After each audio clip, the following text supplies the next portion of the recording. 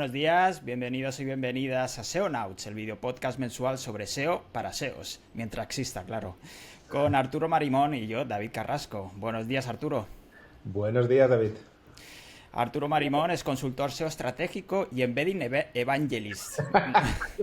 ¿Cierto? Cierto, seguro. Sí. Geo Embedding Evangelist. Exacto. La idea de este podcast es analizar la evolución y la transformación de nuestra disciplina, nuestra querida disciplina, y nuestra adaptabilidad como profesionales. Vamos al grano, pero os comento básicamente la estructura que tendremos. Por un lado comentaremos las noticias más importantes del último mes, el Core Update.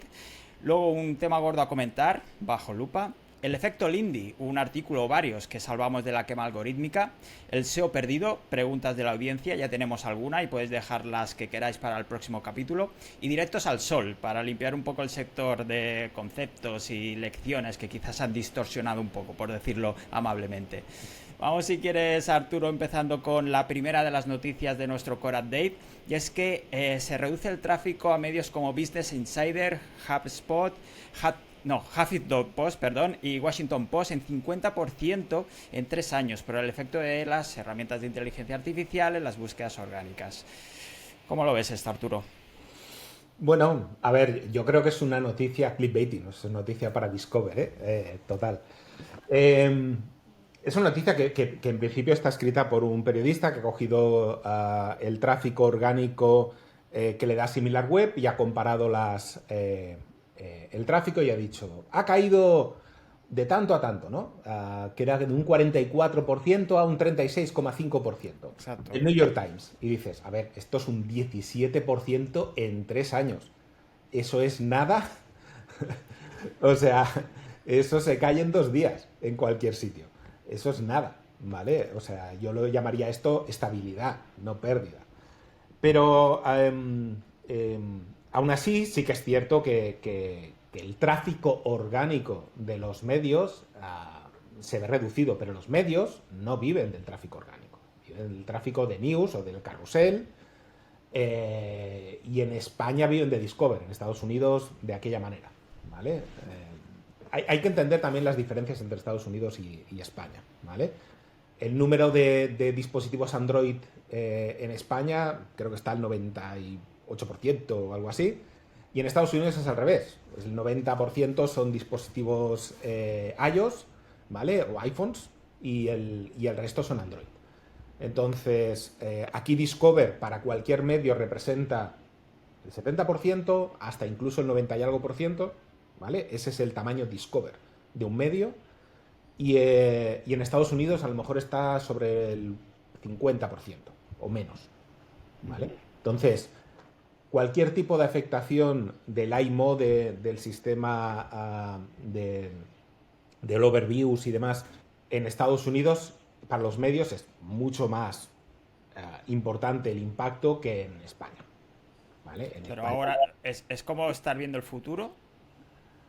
es que en España el tráfico orgánico lo que les da es nada. A día de hoy, esto mañana puede cambiar, ¿vale? Pero a día de hoy cambia más cuando de vez en cuando hace como un reborn del algoritmo Discover y todo el mundo está saltando por las ventanas de Dios mío, ¿y qué ha pasado con el tráfico que se me cae y demás? Eso afecta mucho más a los resultados que el AI Overview o que cuando entra el iMovie. A los medios. A los medios. Y esto de los resúmenes que hemos visto algún test ya que tenemos AI Overviews en Discover. Sí, a ver, depende cómo lo aplica al final. Pero yo creo que hay una parte que puede ser positiva. Ahora mismo, Discover es un... es clickbaiting total, ¿vale? Pero es que es así. O sea, si no haces eso, no estás, ¿vale? No es un tema de... Clickbaiting puede ser positivo o negativo según si cumples o no las expectativas. Tiene una connotación negativa, ¿vale? Pero en realidad no tiene por qué serlo.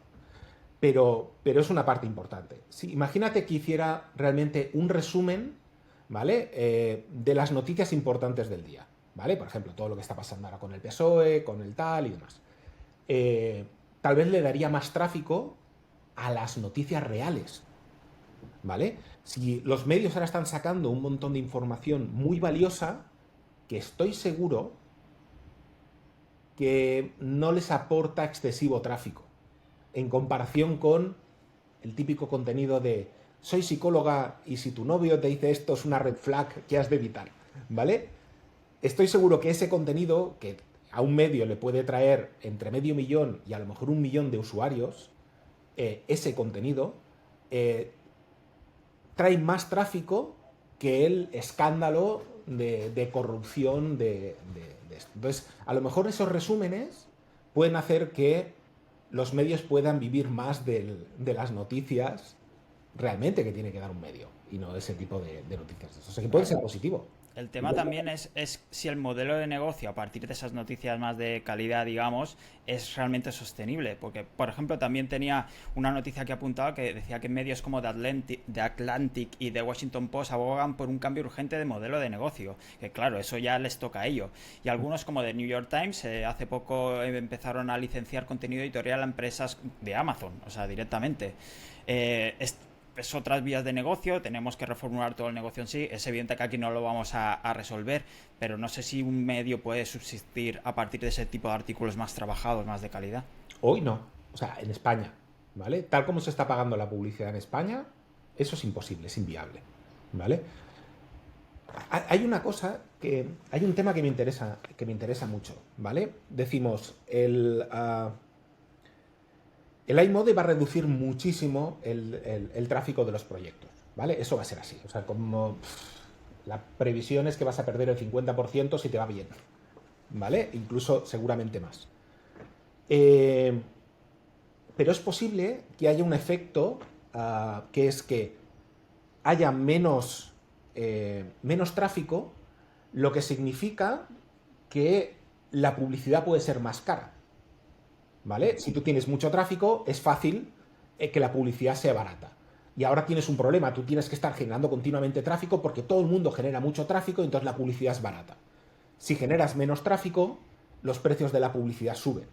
Por lo cual, a lo mejor sí que puede ser un cambio que te pueda llevar a generar contenido de cierta calidad y no tanto ir a por el tráfico. ¿Vale? O sea que yo pienso a veces que este tipo de cambio de paradigma no es simplemente, oye, se corta el tráfico y tal, sino que puede generar otro tipo de dinámicas que al final te lleven a lo mejor a generar un contenido de mayor calidad porque es más rentable. ¿Vale? Al final los medios son un negocio, no es las hermanitas de la caridad. ¿Vale? Sí, sí. Tienen que pagar nóminas, como todo el mundo. Sí, sí. Entonces nos quejamos de que han de recortar la parte de Discover, ¿vale? O la parte clickbaiting, pero oye, si despiden periodistas también nos vamos a quejar.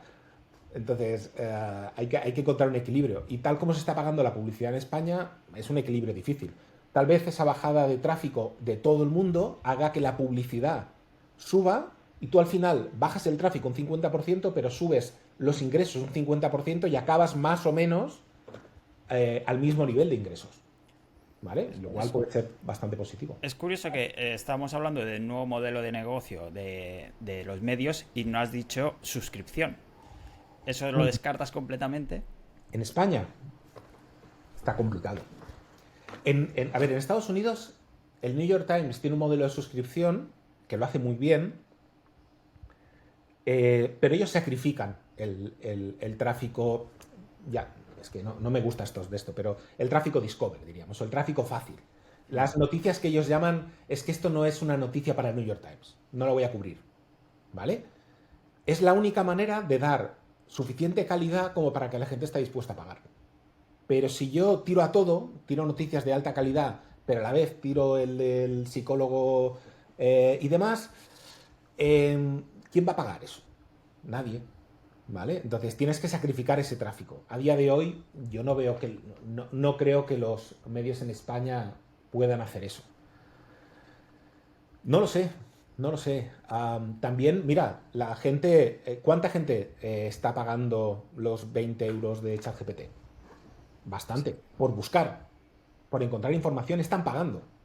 ¿O cuántos están pagando Netflix y demás? ¿Cuántas cadenas? Antes la televisión era gratis. Estás pagando por ello.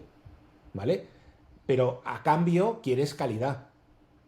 Lo que pasa también son muchos asteriscos. Ya sé que vamos a entrar en esto, pero ChatGPT no es una empresa rentable. Las empresas de suscripción sí que la gente paga, pero siguen aumentando precios, siguen metiendo publicidad, etcétera, etcétera. Entonces se están convirtiendo todos estos modelos de negocio igualmente. Pero no es rentable lo mismo que cuando Google compró YouTube, perdía dinero cada día. Y tú decías, eso no es rentable, ¿vale? Pero ¿qué pasa? La tecnología y los costes, al final esto es como el minado de bitcoins y este tipo de cosas, ¿vale? Al final el coste de los LLM será lo que vale la energía, ¿vale? Si irán a sitios donde la energía es barata, generarán tal, sus costes bajarán mucho y entonces sus ingresos se mantendrán y entonces serán rentables. Juegan un poco eso de que no es rentable hoy, porque van Cierto. a todo trapo, pero lo será, segurísimo. Vamos a compartir, que estoy compartiendo las noticias que estamos comentando. También dejaré todos en la descripción.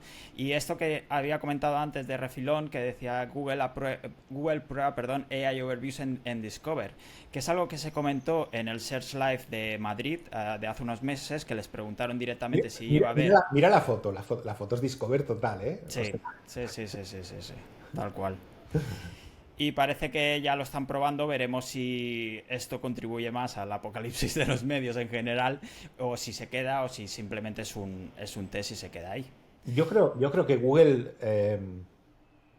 puede tocar a muchos sitios de generación de información, pero los medios los va a tocar poco, ¿vale? Y yo creo que se va a basar mucho en Discover para seguirles inyectando tráfico cuando el tráfico orgánico se caiga. Mm, le interesa mantener esas fuentes de tráfico. Yo creo que los medios les va a tocar poco. Los pequeños, claro, perder el 50% de tráfico en uno pequeño que no tienes posibilidades de vender tu contenido, como bien decías y demás, puede ser que haga que muchos cierren. Sí, sí, Veremos, esto necesitamos un episodio entero para hablar de medios. sí, Vamos sí. a pasar a la siguiente noticia y es este estudio de la web ziptie.dev que comentaban un poco el hueco, la falta de datos en Google Search Console. En este estudio, aproximadamente el 50% de las queries de búsqueda aparecen como anónimas en Search Console. Estamos viendo claramente la falta de datos que veníamos arrastrando desde hace un tiempo. Pero ¿qué pasa? Que ahora las búsquedas cada vez son más conversacionales. Esto marca el fin de la keyword, Arturo. No, la keyword está muerta, pero muerta, muerta. Eso seguro. Claro, este es uno de los puntos importantes, que es cómo medir esto. Si no lo podemos medir, no lo podemos optimizar. Ese es uno de los mayores problemas. Google Search Console, con las 1000 pares de palabra landing o las 50.000 que puedes sacar con API, se queda cortísimo para lo que viene. Porque imaginaros que ahora mismo tenéis una keyword que os trae cada día, no sé, 8.000 visitas. Esa keyword se va a convertir, imaginamos que seguimos saliendo en ese resultado, se va a convertir en 8.000 keywords, 8.000 búsquedas diferentes, ¿vale? Una solo. Entonces, a la que tengas un poco de tráfico, 50.000 de par de búsqueda, de prompt, de query documento, eso es nada. Eso es nada. ¿Vale? Entonces nos va a faltar información segurísimo. Todas las herramientas externas están intentando rastrear el tema, Systrix está con el tema de la visibilidad, ¿vale? Otras muchas también están con esto, pero pasaremos meses y meses, incluso tal vez años, sin la información correcta del tema. Estaba pensando, el tema que queremos comentar más tarde es el tema de la query fan out, esta nueva técnica que se ha visto mucho en redes últimamente. No sé si para el análisis de los datos tendríamos que hacer algo a la inversa, ¿no? De todas las consultas desperdigadas, un poco agruparla y ver el tema, el topic madre, digamos. Sí, Pero, ahora mismo, por ejemplo, una de las cosas que hemos hecho con los clientes es eh, segmentar todos los directorios que tiene el cliente, generar todo de cuentas de Google Search Console para intentar extraer el máximo de datos posibles al día. ¿Vale? aún en clientes que ahora mismo no tienen un conjunto de tráfico que requiera eso, ¿vale? Que con la API ya lo puedes sacar. Pero como esto va a crecer muchísimo, ¿vale? En los próximos meses va a crecer muchísimo, necesitas muchas cuentas por directorio para poder extraer datos. ¿No crees que quizá puedan ampliar eso, los límites? ¿Nos den esa concesión? ¿Cuánto tardaron en ampliar los límites de la app? Tarde, o sea, sí lo harán, pero de aquí 3 años. Vale. Yo sigo soñando. Y hablando de datos, el modo IA, el AI Mode, llega a Search Console. Google acaba de actualizar su documentación al respecto. Tenemos que Google no agrupa todos los enlaces como un solo bloque. Cada resultado tendrá su propia posición. Luego los enlaces dentro de carruseles e imágenes dentro de este AI Mode sí se agruparán, como ocurre en las SERPs tradicionales. Además, las preguntas de seguimiento se tratarán como consultas nuevas, por lo que la posición volverá a cero desde la primera, digamos. Lo bueno es que ahora tenemos, lo bueno entre comillas, tenemos los 10 enlaces azules, los fragmentos destacados, los AI Overviews, el modo IA, todo bajo búsqueda web en los informes de rendimiento. Vaya mejunje. Un Cristo, eso hace imposible que se pueda trabajar, seguro. Pero bueno, es lo que te digo, no tendremos datos, hay que espabilarse a sacar tú tus propios datos para poder trabajar. Seguro. Y relacionado con este AI Mode, tenemos la confirmación que todos esperábamos, que esto se integrará como dentro de Google como digamos, por defecto, por así decirlo, ¿no? Ya en Estados Unidos ha empezado a lanzar, pero como una pestaña, y pronto lo veremos ya para todo el mundo. Sí. Veremos también lo que implica de cara al comportamiento del usuario, porque nosotros que estamos más acostumbrados, pero no sé si el usuario medio va a provocar un poco de rechazo ahí con estas respuestas. No, yo creo que no. ¿Produce rechazo la respuesta de GPT? No. O sea, no. Y eso que la lía parda muchas veces y que alucina, da igual. También los resultados orgánicos tienen contenido que son de una calidad. Sí. Y sabes que el usuario medio no es mucho de contrastar información, ni siquiera el periodista medio, así que... No, exacto. Y vamos con la última noticia, porque Google ofrece salidas voluntarias a equipos clave de Estados Unidos en plena apuesta por la inteligencia artificial. Están dirigidas a empleados de los equipos en búsqueda y publicidad. Como parte de una reestructuración, de hecho ya se ha confirmado que esos fondos irán hacia gasto de inteligencia artificial. Son los primeros afectados por la suplantación. Es una manera de despedir sin decir que despedimos, ¿vale? Para que los números luego no se te echen encima y a nivel de cancelación y tal, de la IA está eliminando puestos de trabajo. Pero sí que es cierto que eso es así. Hay muchos de gestión que desaparecerán. Se comentaba que esto era, estas bajas voluntarias era el primer paso antes de despidos directamente, hacer limpieza. Sí, total. Lo intentan por las buenas, pero si no. Claro, pero ya para Estados Unidos es un gran qué, te voy a pagar para que te vayas, Sí. ¿vale? Eso en España es lo normal. En Estados Unidos, si te pagan una semana, bienvenido. Tal cual. Pero bueno, esto es otro tema que si no nos liamos en política.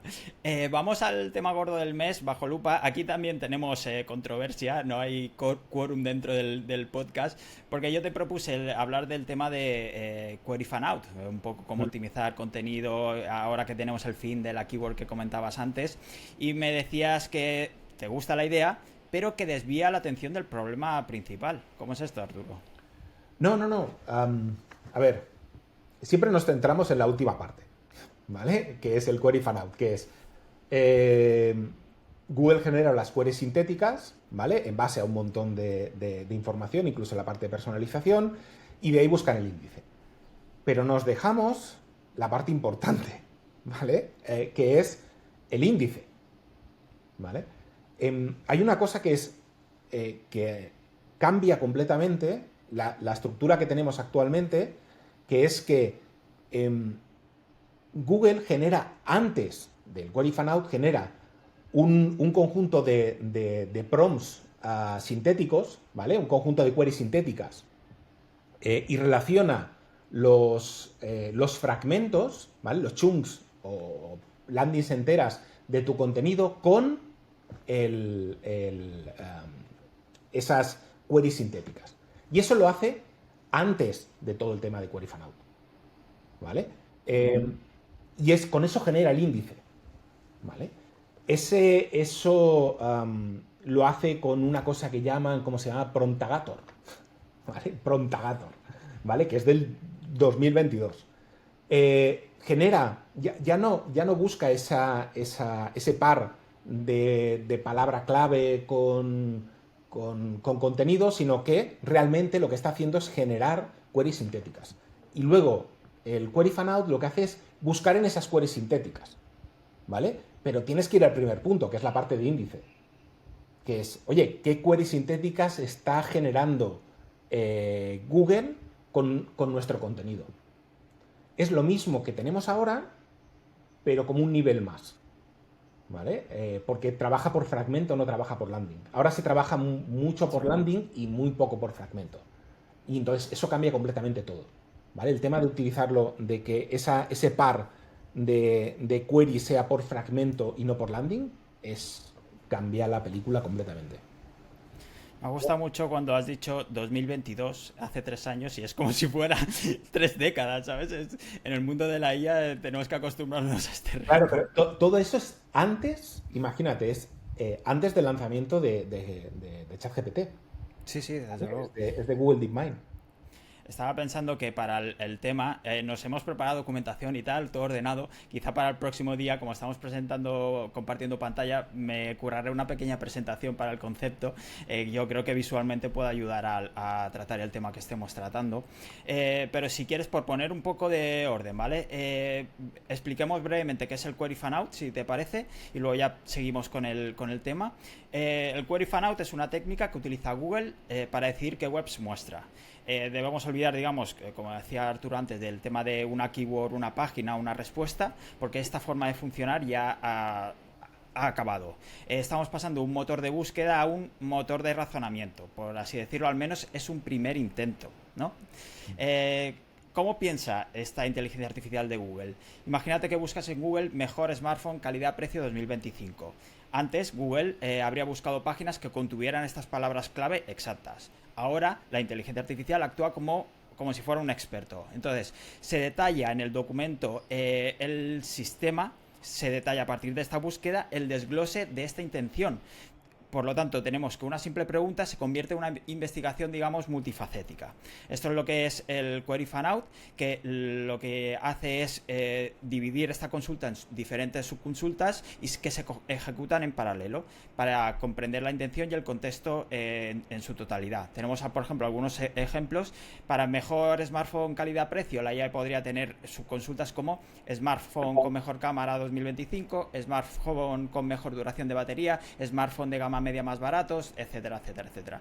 De hecho, hoy estaba compartiendo, Carlos Ortega compartió ayer una explicación de cómo Search GPT en este caso hacía este breakdown de las búsquedas, cómo utilizaba desde la query, desde el prompt, digamos, Ujú. cómo utilizaba diferentes para buscar información, que es algo que ya se conocía, pero se puede ver desde el inspector de elemento, puedes echar un vistazo, la verdad es que es curioso de ver. Entonces, con esto tenía un par de preguntas apuntadas para ti. Me has dejado caer el tema de los fragmentos, ya no estamos hablando de contenidos enteros, sino más por fragmentos, pero ¿debemos de dejar de optimizar para keywords y empezar a optimizar para conceptos y entidades? Eso ya lo hacíamos, se supone, ¿no? Que lo hacíamos. Se supone que en eso ya estábamos trabajando. Es que hay muchas cosas que ya se estaban haciendo, ¿vale? O sea, esto no es como una especie de lo que has hecho antes no vale nada y ahora hay que hacerlo así y si no, no eres SEO. No, no, esto ya se estaba haciendo. El tema, a mí, este tipo de cosas, yo sé que todo el mundo lo que quiere al final son checklists, cosas fáciles que aplicar y demás y tal. Pero a mí este tema me genera más dudas que, que afirmaciones. O sea, realmente hay un montón de cosas que necesito testear y que necesito probar y ver. Um, ¿Qué funciona mejor? ¿El contenido, esos fragmentos trabajados por landing o todos agrupados dentro de una sola landing, ¿vale? Bien estructurada y demás. O sea, hay 50.000 preguntas que uno se hace cuando empieza a trabajar con la parte de fragmentos, de chunks, que llaman, que ahora chunk SEO va a ser el nuevo SEO. esa parte de fragmentos, cómo nosotros podemos entender qué contenido se ha fragmentado, cómo podemos optimizar eso. Por ejemplo, a ver, esto no es nada nuevo, ¿vale? ¿Qué quiero decir? Las feature snippets, ¿vale? La posición 0 típica ya era eso. Cogía un fragmento de tu página, ¿vale? Y daba una respuesta. No cogía la página, cogía un fragmento. Y ya existía un algoritmo que teníamos muy estudiado de cómo optimizar para aparecer en esa respuesta, ¿vale? Y cuál era el orden, porque había un conjunto de páginas que estaban respondiendo, ¿vale? ¿Cuál era la que aparecía? ¿Cuál eran las que cuando tú eliminabas esta aparecía la siguiente? ¿Cuál era el histórico? ¿Vale? Perdón, el histórico, la lista de páginas que estaban compitiendo por aparecer en ese feature snippet. Dónde situabas el contenido, cómo lo estructurabas, cómo diseñabas ese contenido para el feature snippet. Todo eso es el fragmentos actual, ¿vale? No hay excesiva diferencia por lo que parece. Por lo cual, todo lo que aprendimos de esto lo podemos aplicar. Pero mientras que en ese contenido la posición, por ejemplo, del fragmento versus al resto de contenido era muy relevante, ¿vale? Si tú tenías, por ejemplo, salías en un fragmento en la posición 0 y tú tenías el contenido en la parte superior, que es el que era nombrado, tú lo movías abajo y ese contenido desaparecía, ¿vale? La posición del contenido dentro de la landing era relevante. Eso en el nuevo iMode es igual. O sea, la posición de ese fragmento dentro del contenido es relevante en función de si es mencionado o no es mencionado. Yo qué sé, tengo 200 millones de dudas sobre cómo funciona el tema. Y estamos hablando sobre todo del AI Mode, pero no sé si esto lo podemos aplicar ya a la búsqueda tradicional, este query fan out, este principio de cómo optimizarlo a cómo se está buscando, bueno, los enlaces azules de siempre. Sí, sí, Esta es otra pregunta en el aire, ¿no? A sí, testear. sí. Piensa que, claro, a ver, el iMode para mí va a entrar en España en el update de agosto, ¿vale? ¿Por qué? Porque Google no puede mantener como dos sistemas de índice diferentes. Que hemos dicho antes que hay una correlación entre las queries sintéticas y los contenidos. Y ahora tienes, por un lado, los resultados orgánicos, por otro lado, lo otro. ¿Sabes? O sea, esto está complicado de mantener. Y además tiene mucha prisa en todo. Por lo cual, seguramente entrará en España en agosto. Eh, ¿Qué te estaba contando? Coño, se me ha ido. El tema del índice. Sí. Mantener dos índices. Claro, mantener dos índices, eso es una locura. Mantener como dos sistemas de clasificación del índice. Lo que significa que a lo mejor incluso los resultados orgánicos actuales cambian en base a que Google ahora tiene más información de la parte de chunks, de la parte de fragmentos de un contenido. ¿Vale? Y mientras que antes trabajaba más por landing, es posible que incluso manteniendo los resultados orgánicos en la pestaña de orgánico, esos resultados orgánicos cambien completamente. Pero ¿Vale? esto del tema de los pasajes ya lo introdujeron en la búsqueda hace un Hace par de mucho años, si no tiempo. me... Sí, Sí, sí, ¿no? sí, sí. Sí, Ya sí. el tema de que nunca había acabado de cuadrar, No. pero estaba por ahí. La Lo, intención lo- es lo que lo- lo cuenta. habían sacado como para...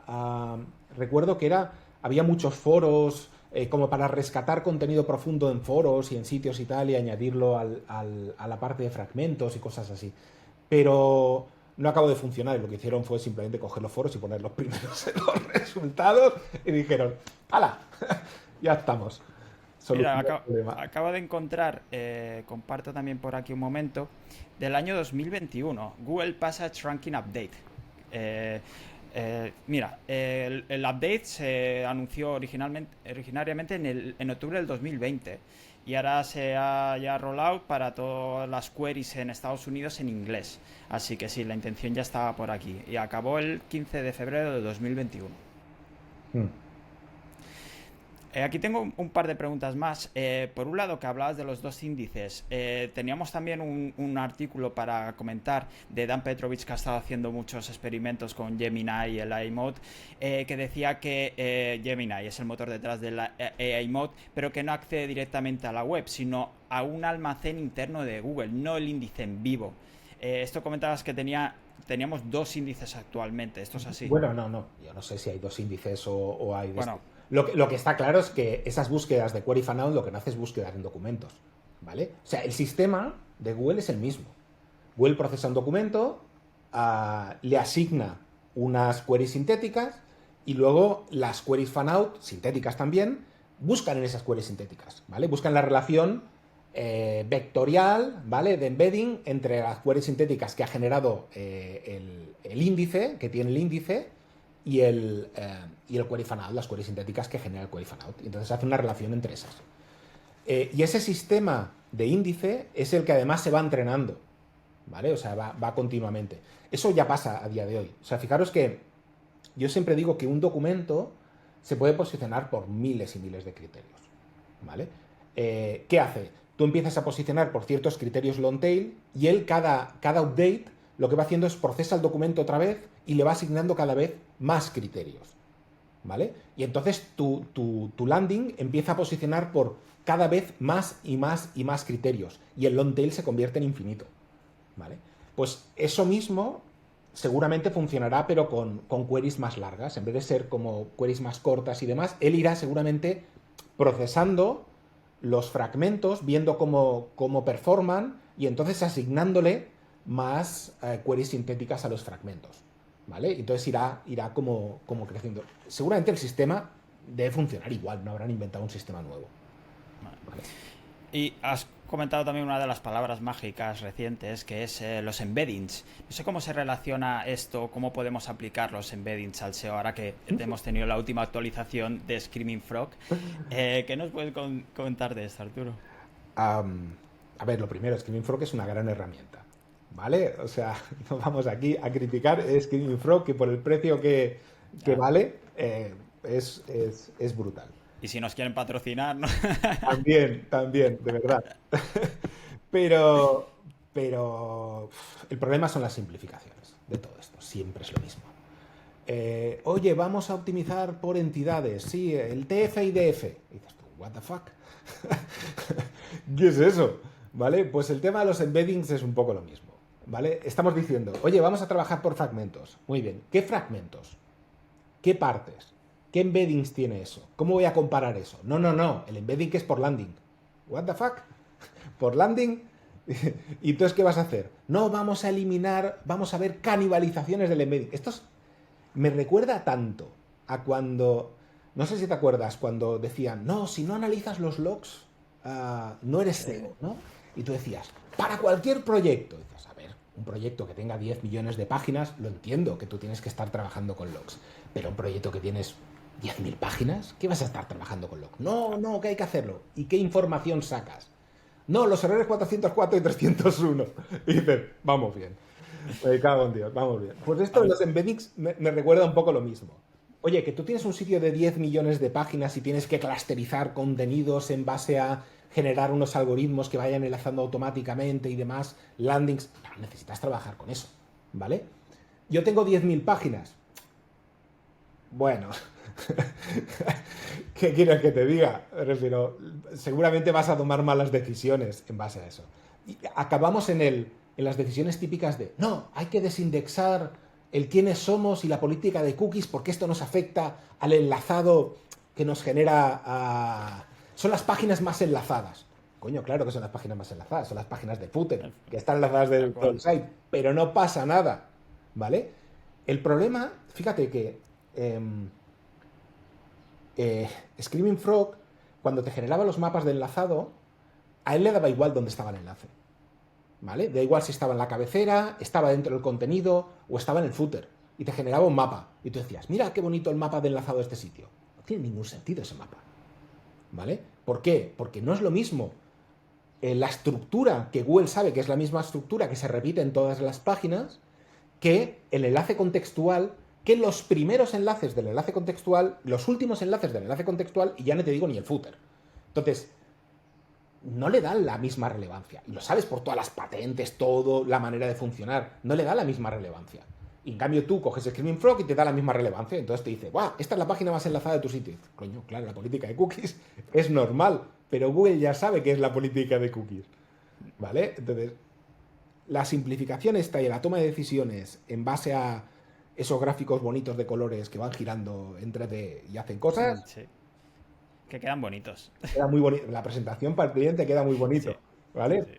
Pero útiles no son, ¿vale? Entonces, no estamos para perder el tiempo con tonterías. Intentamos encontrar insights que mejoren un poco el tema. Por matizar un poco, y corrígeme si meto la pata en algún momento, pero intenta hacer una definición de los embeddings para explicarla. Dice, a ver, un embedding es una representación numérica de un concepto, que puede ser una palabra, una frase, un documento entero, incluso una imagen, en forma de vector, una larga lista de números. La IA no lee coche, sino que lee una serie de coordenadas numéricas que definen este concepto, el coche en su espacio multidimensional. Imagina que quieres organizar una biblioteca inmensa en Google. El método antiguo sería ordenarla alfabéticamente por título. Si buscas Reyes de España, solo encontrarías los libros que contienen exactamente esa palabra. El método nuevo, en el que se utiliza la inteligencia artificial, es diferente. Imagínate que puedes convertir la esencia de cada libro en un punto dentro de una gigantesca esfera tridimensional. En esta esfera, los libros con temas similares se agrupan, formando nubes de significado. El libro sobre Reyes de España estaría muy cerca de los libros sobre monarquía española, sobre Isabel la Católica, sobre Felipe VI, aunque no compartan las mismas palabras clave. Estaría muy lejos de la nube, por ejemplo, de libros como de física cuántica, por ejemplo. Y lo más importante, en ese espacio vectorial la distancia equivale a significado. Los conceptos con vectores cercanos son semánticamente similares, los que están lejos no tienen relación. Así es como la IA entiende que coche y automóvil son prácticamente lo mismo y que coche y plátano no tienen nada que ver. Sí, es correcto. La pregunta aquí no es hacer eso, es uh, qué es lo que voy a convertir en un vector. La palabra, la frase, el segmento, el chunk. ¿Qué chunk? ¿Cómo voy a comparar uno con otro? ¿Y de qué me va a servir eso? O sea, ¿qué insights voy a sacar de eso? Voy a decir, al final, a mí me molesta cuando haces todo eso y al final la recomendación para el cliente es, hemos de escribir mejor. O más semánticamente. O cosas así que dices tú. No tiene ningún sentido. No lo sé. No lo sé. No lo sé. Estoy en ello, pero la idea es que hemos de construirlo al revés. En vez de saber qué podemos hacer y tener la información bonita y luego ver qué podemos sacar de ahí, es qué necesito yo para mejorar mi contenido, generar un contenido mejor, ¿vale? Optimizar mi contenido. Por el contenido que tengo, todo el mundo ya tiene generado el contenido, ¿no? Eso ya está bien, ¿vale? No es que esté mal. Oye, lo que tenía antes está mal. No, está bien, ¿vale? Pero la idea es, ¿qué es lo que está performando mejor? ¿Y por qué? ¿Vale? ¿Y cómo puedo mejorarlo? Son esas preguntas las que ha de responder todo esto. Pero dudo que lo pueda hacer así de una manera simple, en plan de darte 4 datos y decir, has de mejorar esto. Si lo hacemos bien y para según qué páginas siempre, ¿no nos puede ayudar para analizar a ver qué contenido se sale un poco de la temática principal? Sobre todo por el tema que, por ejemplo, John Mueller hace poco comentaba en una consulta por internet que le preguntaban que por qué se estaban desindexando sus URLs. Le decía que había mucho contenido poco relevante con el core. Entonces, no sé si por aquí nos puede ayudar en este sentido. Eso también es un depende en todo. O sea, no, tienes que ser muy relevante en tu nicho y no puedes salirte de él. Sí que puedes salirte de él, ¿vale? O sea, Fuera de medios. fuera, bueno, Los medios en azúcar, recordemos. Claro, fuera de medios grandes. Los medios grandes son otro planeta. Hablemos de medios pequeños, ¿vale? Yo trabajo con medios que son una autoridad en su nicho, ¿vale? Que son como la marca número 1 en su nicho. en realidad, con ellos tengo que trabajar el salirse de su nicho. Es al revés. O sea, nosotros ya somos el número uno, ¿vale? Puedo hacer crecer eso, pero ¿qué va a crecer? ¿En un 20%? Eso es nada. Tengo que atacar otros nichos, ¿vale? Tangenciales seguramente al mío, pero he de irme a otros. En cambio hay algunos que imagínate que tú no tienes suficiente marca, entonces tú puedes crecer un 80% en ese nicho. Entonces sí que no te puedes salir fuera, porque te estás como bien dice, ¿vale? Te estás saliendo cuando al final no eres el líder. Pero cuando ya tienes eso, tú no puedes crecer más, ¿vale? Y la manera de crecer más realmente es construir otras cosas, ¿vale? Entonces has de construir más cosas. En realidad los mayores éxitos que he obtenido con clientes es construyendo otras cosas, ¿vale? En lecturas no solo potenciamos la parte de famosos o la parte de corazón, sino que introdujimos secciones nuevas como la parte de recetas, la parte de cocina, ¿vale? Que ahora representan un tanto por ciento importante del tráfico del proyecto. Y eso no existía, ¿vale? Sí que existía, perdona, sí que existía. Existía mal, con unas landings mal, con un tema tal, pero construimos eso desde cero. Entonces, eso de no te puedes salir del nicho no es verdad. Depende de quién eres, depende de la autoridad que tengas, depende de lo relacionado que haya de tal, depende del target, ¿vale? El target de uno y de otro es el mismo, por lo cual tú puedes construir relaciones entre los diferentes nichos. Depende un montón de cosas. Las simplificaciones de esto no se puede hacer así o esto sale fuera, te horas de cargar. Hostia, no sé. Entonces, si tuvieras que hacer lo mismo hoy, en 2025, ¿lo harías igual? Porque, claro, ampliaste la temática, entonces, no sé si ahora harías lo mismo. Sí, claro que haría lo mismo. Sí, sí, sí, sí. Pasa que tienes que ir, no go big, ¿no? O quédate en casa. Pero no construimos, o sea, piensa como... a ver, en su momento, con RBA hubo una discusión importante, ¿vale? Que fue clave ganarla, que fue, tenemos una base de datos de 7.000 recetas, porque ellos tienen varias revistas, ¿vale? De cocina, y tenían una base de datos. Y entonces, la idea era, oye, montamos un site nuevo de recetas, ¿vale? Y yo abogaba por, no, vamos a tenerlo dentro de lecturas, ¿vale? ¿Por qué? ¿Cuál es la clave de eso? La clave de eso es que lecturas ya estaba generando búsquedas que relacionaban la marca con la entidad. Ya existía eso, no tuve que construirlo desde cero, ya existía. ¿Que era muy pequeño? Sí, pero existía. Existía esa necesidad porque Lecturas, la revista Lecturas había tenido toda la vida unas fichas de recetas. ¿Vale? Que no te acordarás tú, pero yo cuando iba a la peluquería era pequeño, ¿vale? Que había las revistas, pues recortabas las fichas de recetas.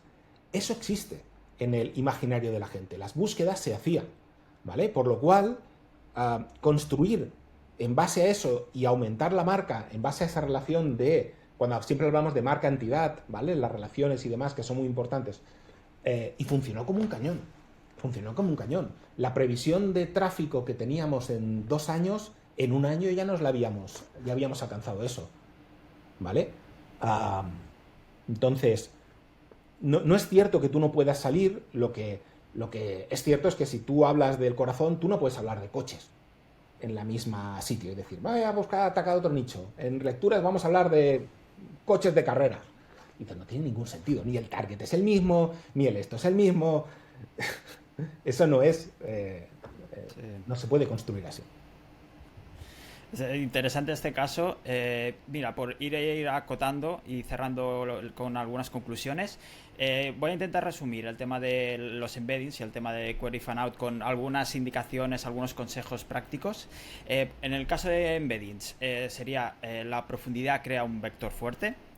Después, la estructura y los datos aportan precisión al vector, datos estructurados, el texto estructurado y demás. Y luego el branding crea un vector de confianza. ¿Nos podemos quedar con estas conclusiones? Sí, sí. Hay una cosa importante. hay una cosa importante, que es todo el tema de cómo funciona ahora mismo Query Fan Out va a cambiar, ¿vale? O sea, que no significa que tengamos que pararnos de estudiar el tema, pero yo diría que en agosto, cuando lancen la parte, si es que cumplen el calendario, la parte de personalización fuerte del tema, todas las queries cambiarán, ¿vale? ¿Te acuerdas aquello que te discutí una vez ya lo diré, en una conferencia que estuvimos, que te hablaba de que yo no entiendo esa división del SEO, ¿vale? Por sectores de SEO local, SEO de Sí, medios, cierto. SEO de tal, ¿vale? Sino que al final hay una relación muy clara entre los diferentes algoritmos y en cómo funciona, ¿vale? Cualquier SEO que trabaja en medios te va a decir que el tráfico de marca, las visitas, es lo que al final te está dando una audiencia en Discover, ¿vale? No es solo el contenido que tú haces, sino es la audiencia que ya ha visitado tu página, que es la audiencia fiel a la cual se le presenta el contenido. Y si funciona, seguramente salta la entidad. Si tú tienes ya lo diré, si tú ya eres fuerte en esa entidad, salta directamente a la audiencia de la entidad, ¿vale? Ahora imagínate, eso es cómo funciona la personalización a día de hoy en Discover. Aplica eso a la parte de orgánico. Si tienes tráfico del target, tráfico que está interesado en esa entidad, en ese nicho, seguramente personalizará su query fan out con tu nombre de marca. Entonces, cuando hablamos de marca, es marca real, tráfico que te genera. No es como, oye, mira, voy a publicar aquí a nombrar mi marca en 50.000 artículos comprados en medios de no sé qué tal. No tiene nada que ver con eso. O enlaces de tal autoridad. No tiene nada que ver. ¿Quién te busca? ¿Quién te visita con relación al nicho? Y seguramente eso personalizará las búsquedas de todos esos usuarios. ¿Vale? Entonces tú saldrás mejor en esa query fan out, en esos resultados. ¿Vale? Serás más mencionado, más enlazado. Está intentando buscar porque salió el otro día un estudio de Ahrefs que hablaba de las búsquedas de marca. Ah, mira, lo tengo aquí. Casi la mitad de búsquedas en Google son de marca. Tenemos que el 45,7% de las búsquedas son de marca. Y de una palabra al 12,3%. O sea que la mayoría también son relacionadas. Marca más lo que sea. Exacto. Exacto. Como el tema de las recetas que comentabas antes. Exacto. Eso es un punto importantísimo. Entonces, cuando hablamos de generar marca, la gente empieza a sacar cosas muy raras, ¿vale? De lo que es generar marca. Pero en realidad la marca es que te busquen, ¿vale? Por eso, hacer crecer, por ejemplo, tu marca en redes sociales, que es la manera tal vez más fácil de hacer crecer una marca, puede generar al final búsquedas en search y eso acaba derivando en las búsquedas en search, eso acaba derivando en generar más tráfico con tus fragmentos porque se personaliza todas las búsquedas de los usuarios. Entonces, al final, todo eso es una especie de cadena. No es independiente, no es como el SEO social es una cosa o el de YouTube es una cosa y el esto es otra cosa. No, todo está relacionado. O sea, dejemos de buscar siglas, ¿no? Y nos quedamos con SEO, que el SEO es todo. Sí, o sea, Relacionado con esto, habíamos seleccionado varios artículos que os dejaremos en la descripción, que es un poco, es nuestra sección del efecto Lindy, aquellos artículos que reservamos o que guardamos de la quema. Tenemos un par de artículos de Mike King, How AI Mode Works, otro artículo hablando de los embeddings vectoriales. Tenemos un artículo que habla cómo funcionan las patentes, cuáles son las patentes del AI Mode y AI Overviews, y luego un artículo de WordLeaf que habla un poco del Query Fan Out dentro de la búsqueda con inteligencia eso está artificial. bastante bien porque además genera, hay un prompt de generación de, decíamos, esas queries sintéticas con el índice, ¿vale? Que lo que hace es una simulación con un LLM de cómo generar esas queries sintéticas, ¿vale? Que no es lo que Google hace ni es algo real, pero te puede dar una visión de cómo trabajar el contenido. Tiene una tool que lo genera, que lo ha dado gratis, un collab que hay. Es interesante, ¿vale? Tengo que probarlo bien y tal, pero de momento pinta interesante. Sí, lo estamos viendo ahora mismo en pantalla que habla, despliega un framework, una metodología de trabajo para trabajar con esto. Comenta el tema de los chunks que hemos comentado antes, chunks semánticos, por supuesto, las diferentes capas y cómo podemos trabajar a partir de ahora con todo esto. Así que os lo dejaremos también compartido en las notas del programa para que podáis visitarlo vosotros cuando queráis. Sí. Y también hemos añadido las 3 patentes, ¿vale? Que son bastante importantes de cómo está funcionando el tema. ¿Vale? Son patentes, pero está bastante interesante. Lo pasáis por Notebook LM y ya tenéis para dormir. Pasamos, si quieres, al SEO perdido, las preguntas de la audiencia. Nos habían dejado una pregunta y como era solo una, pues y yo soy muy preguntón, he añadido un par más. Pero vamos a la primera, que nos preguntaban: un cliente quiere generar contenido, sí o sí, con inteligencia artificial. Dice que no tiene tiempo para escribir. Como el que paga manda, le tenéis que ayudar a tratar de obtener algo de retorno de ello. Compartir un par de pinceladas de cómo lo enfocaríais. ¿Cómo se llamaba la persona que ha hecho el SEO? Luis Clausin. Luis. Muchas gracias, por cierto. Luis, gracias. Sí. No te lo tomes a nivel personal, ¿vale? Eso para empezar, no te lo tomes a nivel personal. Esto de que el cliente paga manda, como que no, ¿vale? O sea, tú decides con quién trabajas y con quién no trabajas. Cuando alguien plantea una estrategia similar de voy a hacer esto, ya puedes salir corriendo. ¿Vale? Porque, vamos a ver, generar contenido con IA no revisado, ¿vale? Te va a llevar a una penalización. Hoy o mañana. Hay una frase que yo siempre le digo a mis clientes, ¿vale? Cuando estamos tratando estos temas. Les digo: no me preocupa que no te funcione, me preocupa que te funcione, ¿vale? ¿Por qué? Porque ahora imaginemos que tiene un site de 1000 páginas, ¿vale? Y puedo generar, vamos a exagerarlo, 5 páginas al día, 10 páginas al día, 10 contenidos al día con IA, ¿vale? Sin revisar, publicados con un prompt maravilloso que genera el contenido, tal, y saca la información, maravilloso. ¿Cuál es el problema? Que te funcione, ¿vale? Y entonces dices: ya, vamos a escalar esto. ¿Por qué generamos 10? ¿Por qué no generamos 100? ¿Cuál es el coste de pasar de 10 a 100? ¿2 euros? ¿Vale?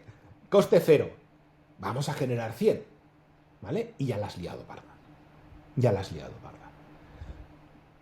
Todos los updates que van a venir a partir de ahora van a perseguir eso. Todos. ¿Vale? O sea, todos van a ir a por el contenido generado con IA cuando no genera valor. Todos. Y a la que empieces a tener tráfico, empieza a preocuparte de verdad. ¿Vale? Porque es la típica curva de ¡buah, qué bien me va! Y tal, y haces ¡bu! Y te vas a tomar por saco. ¿Vale? Y luego te puedes tirar tranquilamente con un 10% del tráfico durante más de un año. 1 año, 2 años, tranquilamente. Entonces, tú piensas en lo que puedes perder y en lo que puedes ganar. Si eres nichero, da igual. O sea, tú generas, sacas pasta y luego ya generas otro, ¿vale? Está muy bien. Pero con clientes, estamos locos. O sea, estamos locos. Empieza a correr. Lo que quizá le podemos decir a Luis, por intentar aportarle algo, es que se puede apoyar en la inteligencia artificial para crearlo como apoyo. Por ejemplo, el otro día Natalia Bichik, que le mandamos un saludo desde aquí, me comentaba que, por ejemplo, para un cliente que lo que hacía era en reuniones suyas, ella le preguntaba, le hacía como una entrevista, y entonces con la inteligencia artificial tomaba notas, y a partir de esa información, con la ayuda incluso de la inteligencia artificial, se pueden ampliar los conceptos y las preguntas y las respuestas del cliente. Entonces, para un cliente que tiene poco tiempo, le quedas con él 1 hora y de ahí puedes sacar mucho contenido. A ver, vale, me he expresado mal. Esto no es IA malo, humano bueno, ¿vale? Era por aportar un poco. Sí, no. IA automático, malo, ¿vale? IA refrito de cosas, malo. IA apoyarse para construir algo en base a cosas que yo tal y comentarios personales y demás y tal, bueno. ¿Vale? Entonces, Como todo, las simplificaciones son malas en todo esto, ¿eh? Pero cualquier cosa que suene a automático, mal. De hecho, Google acaba de cambiar su documentación respecto a las traducciones automáticas. No sé si lo has visto, ha Sí, sido sí, creo que sí. ayer. Que ha eliminado de su documentación de ayuda la sección que recomendaba bloquear por robots.txt las páginas traducidas automáticamente. Además, un portavoz de Google declaró que el contenido traducido por inteligencia artificial no se considera automáticamente spam, siempre que no forme parte de una estrategia masiva de contenido sin valor, que es un poco a donde íbamos. Ujú. En su política contra el abuso de contenido a escala se menciona la traducción automatizada como una posible señal de alerta si el contenido no aporta valor original. Sí, Tal cual. sí, sí, sí. Pero fíjate cómo ha evolucionado Google. O sea, empezó diciendo, no, no, lo importante es la calidad, que esté generado con IA o no IA, no es importante. Luego lo que hace primero es penalizar y luego cambia las normas y dice, no, no, el contenido generado con IA masivamente está penalizado. Y luego cambia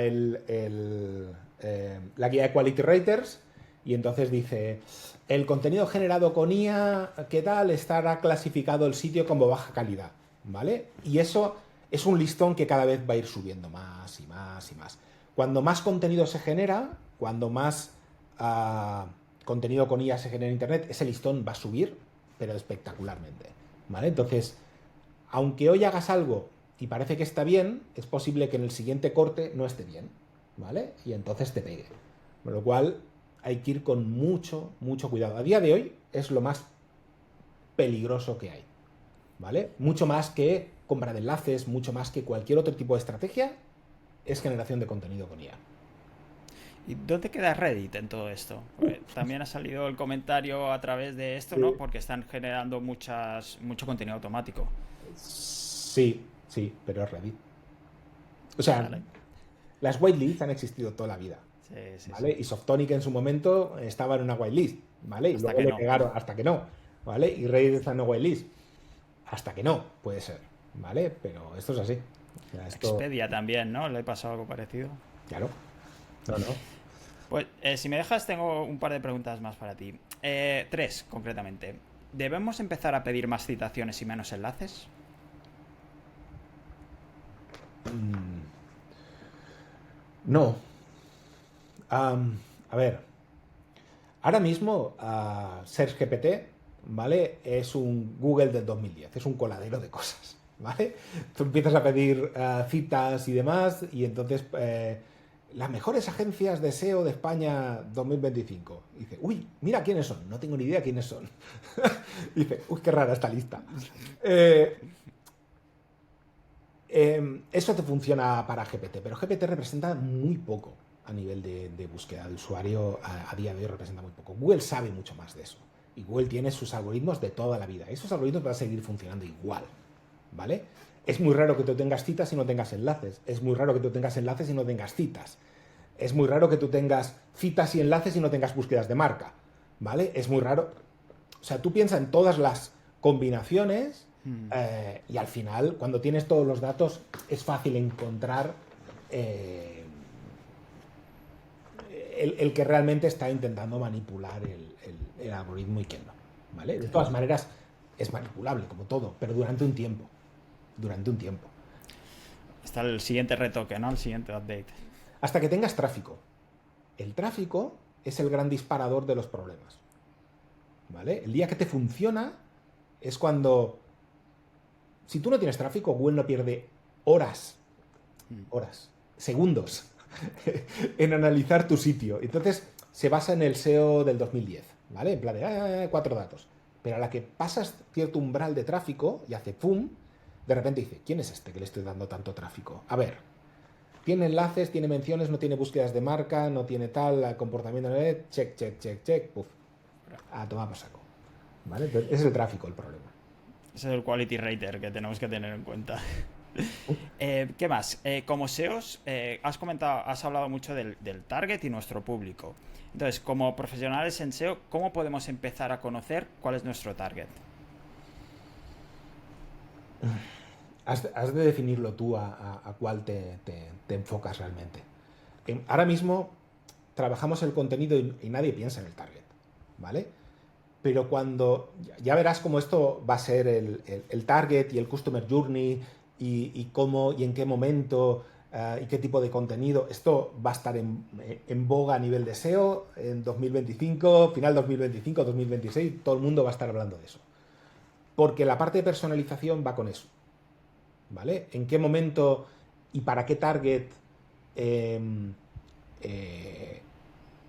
qué tipo de páginas son citadas para ese target? Eso lo va a definir Google, ¿vale? Entonces, tú tienes que saber, para ser relevante, una de las cosas a nivel de marketing es que tú, para ser relevante, la única manera de ser relevante es segmentar.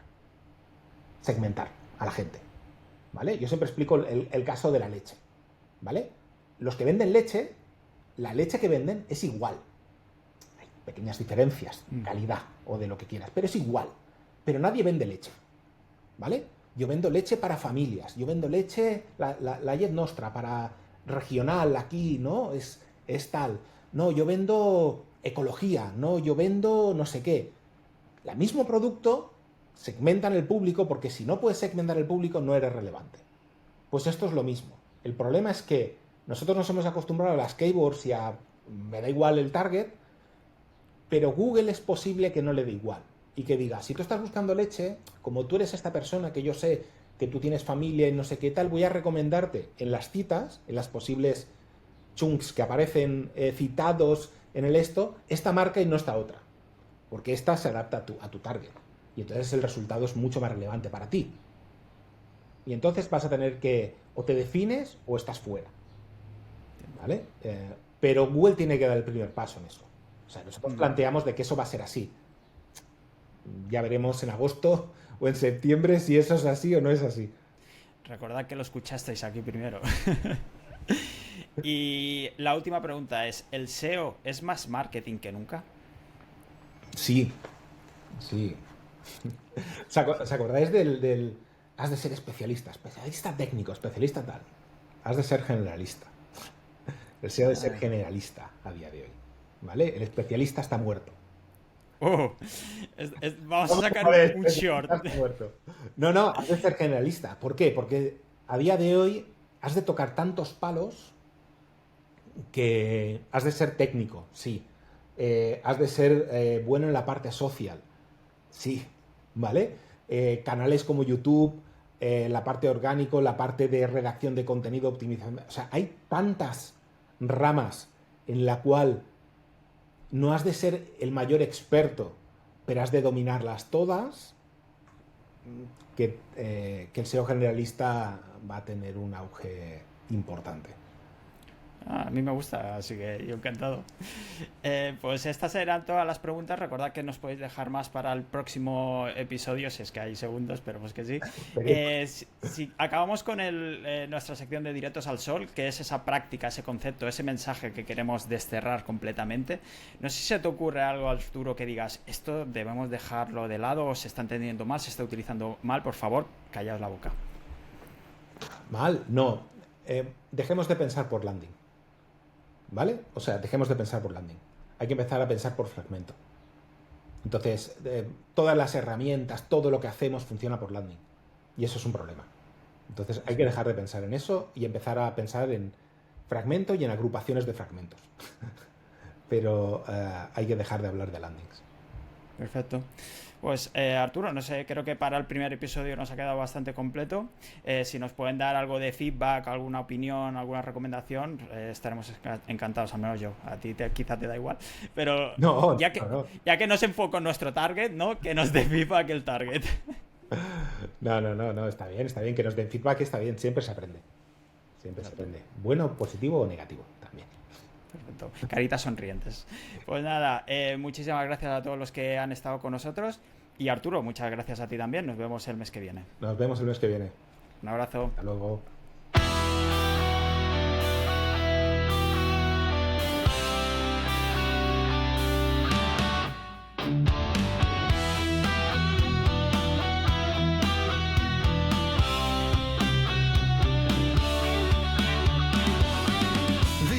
Shifting in the night, a new surprise and a familiar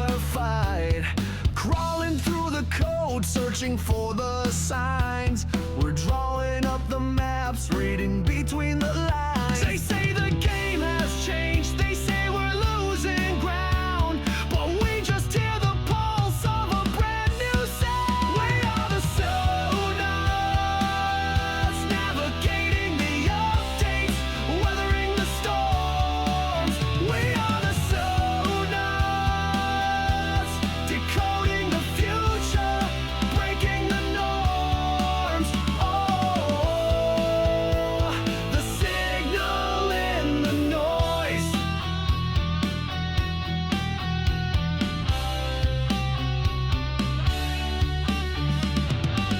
Two voices cutting through the static flow. No silver bullets, just the seeds we grow. From core essentials to the AI trend,